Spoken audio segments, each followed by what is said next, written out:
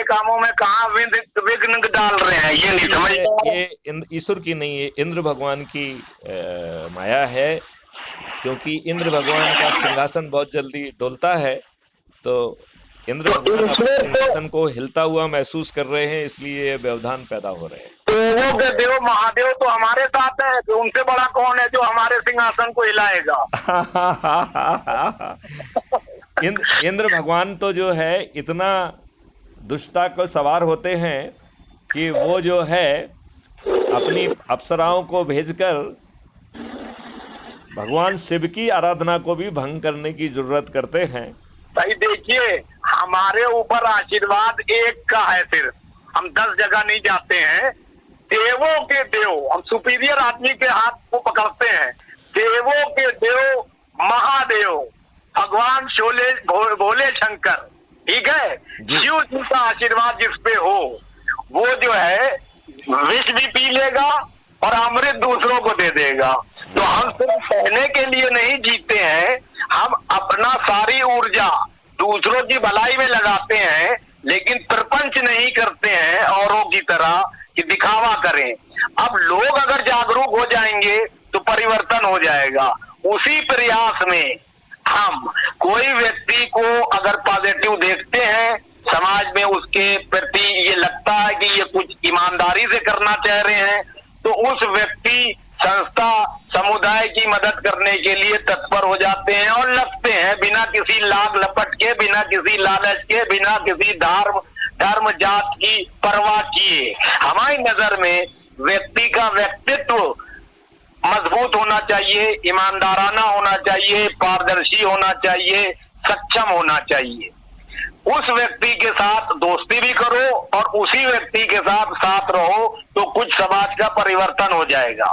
बहुत सुंदर। मैं जो कहना चाह रहा हूँ, उन बातों को मेरी आपसे पुनः जो है विनम्रता पूर्वक विनती है। वैसे तो मेरा अपना भी सोशल मीडिया है, हम उसमें वो चीजें डाल सकते हैं, डालते भी हैं, कोई इश्यू नहीं है।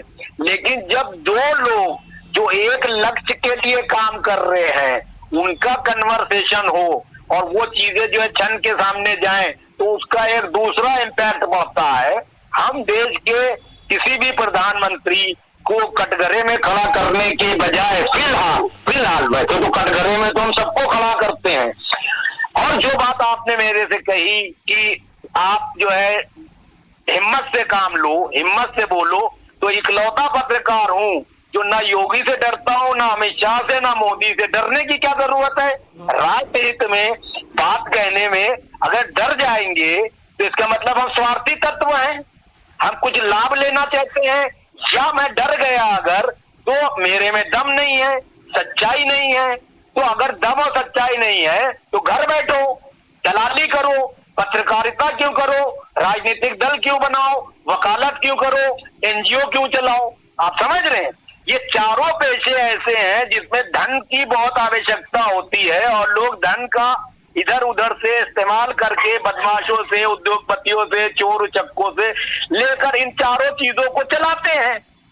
हमने उन चारों चीजों को चलाने के लिए उन माध्यमों का इस्तेमाल नहीं किया, तो लोगों की नजर में हम पीछे हैं। लेकिन अपनी नजर में जो आदमी नहीं उठा है, वो समाज में उठ जाए तो नीच कहलाता है।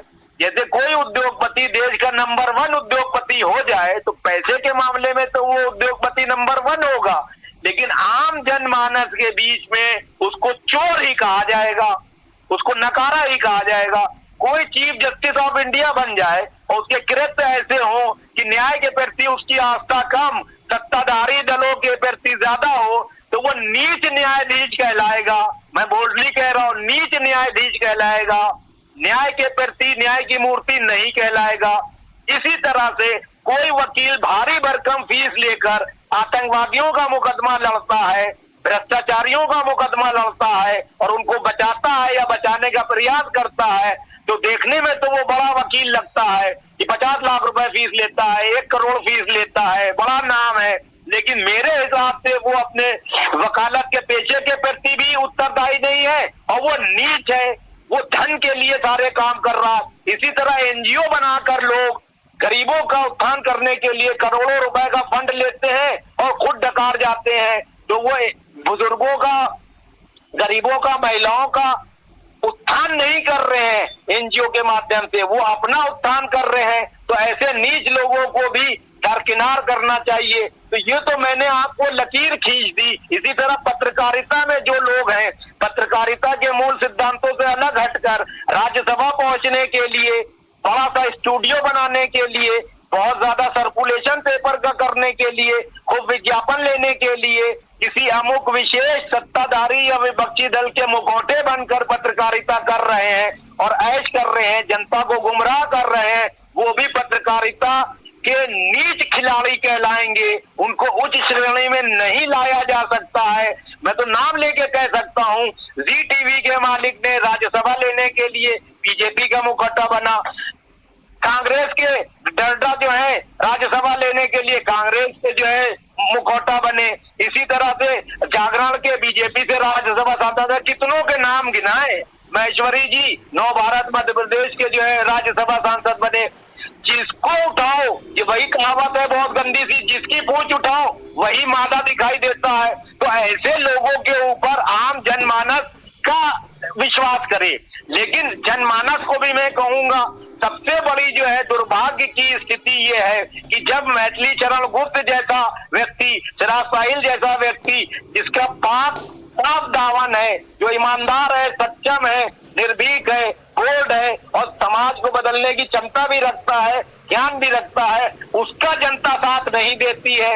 अगर जनता उसको तन मन धन से सहयोग करे तो निश्चित तौर पर समाज बदला जा सकता है, राष्ट्र को बदला जा सकता है। लेकिन नहीं, ऐसे लोग भी जिम्मेदार हैं, ऐसे मतदाता भी जिम्मेदार हैं।